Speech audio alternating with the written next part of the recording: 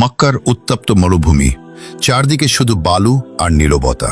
কিন্তু সেই নীরবতার মাঝেই একদিন আল্লাহর প্রিয় নবী হজরত ইব্রাহিমের হৃদয়ে নেমে এলো এক কঠিন পরীক্ষা। রাত গভীর ছিল, আকাশে অসংখ্য তারা জ্বলছিল। সেই রাতে হজরত ইব্রাহিম আলাইহিসসালাম স্বপ্নে দেখলেন তিনি নিজের সবচেয়ে প্রিয় জিনিস আল্লাহর রাস্তায় কুরবানি করছেন। ঘুম ভাঙার পর তার বুক কেঁপে উঠল, কারণ পৃথিবীতে তার সবচেয়ে প্রিয় ছিল তার আদরের সন্তান হজরত ইসমাইল। তিনি বুঝলেন এটা সাধারণ স্বপ্ন নয়, এটা আল্লাহর হুকুম। সকাল হলে তিনি ছোট্ট ইসমাইল আলাইহিসসালামকে কাছে ডাকলেন। মরুভূমির বাতাস ধীরে ধীরে বইছিল। ইব্রাহিম আলাইহিসসালামের চোখ ভিজে উঠেছিল, কিন্তু তার কণ্ঠে ছিল আল্লাহর প্রতি পূর্ণ আনুগত্য। তিনি বললেন, হে আমার প্রিয় সন্তান, আমি স্বপ্নে দেখেছি যে তোমাকে আল্লাহর রাস্তায় কুরবানি করছি। বলো, তোমার মতো কি? ছোট্ট ইসমাইল আলাইহিসসালাম বিন্দুমাত্র ভয় পেলেন না, বরং হাসি মুখে বললেন, আব্বাজান, আল্লাহ আপনাকে যা আদেশ করেছেন তাই করুন। ইনশাআল্লাহ আপনি আমাকে ধৈর্যশীলদের অন্তর্ভুক্ত পাবেন। এই কথা শুনে ইব্রাহিম আলাইহিসসালামের চোখ দিয়ে অশ্রু গড়িয়ে পড়ল।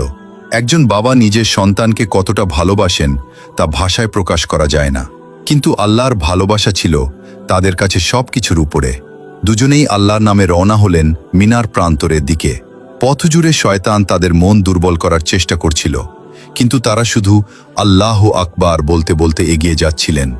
যখন কুরবানির সময় ঘনিয়ে এলো, ইসমাইল আলাইহিসসালাম শান্ত কণ্ঠে বললেন, আব্বাজান, আমার হাত পা বেঁধে দিন যেন আমি অস্থির না হই। আর আমার চোখের দিকে না তাকান, তাহলে আপনার হৃদয় নরম হয়ে যেতে পারে। এই কথা শুনে আকাশের ফেরেশতারাও কেঁদে উঠেছিল। ইব্রাহিম আলাইহিসসালাম কাঁপা হাতে ছুরি চালালেন, কিন্তু আল্লাহর অসীম রহমতে ছুরি ইসমাইল আলাইহিসসালামকে স্পর্শ করল না।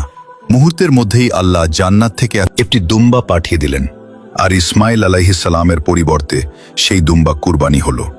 আকাশে ধ্বনিত হলো, হে ইব্রাহিম, তুমি তোমার স্বপ্ন সত্যে পরিণত করেছ। সেই দিন থেকেই কুরবানির এই মহান শিক্ষা কিয়ামত পর্যন্ত মুসলমানদের জন্য রেখে দেওয়া হয়েছে।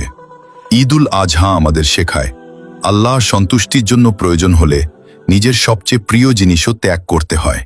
আপনি যদি নবীদেরকে ভালোবাসেন তাহলে কমেন্টে মাশাআল্লাহ লিখে যান।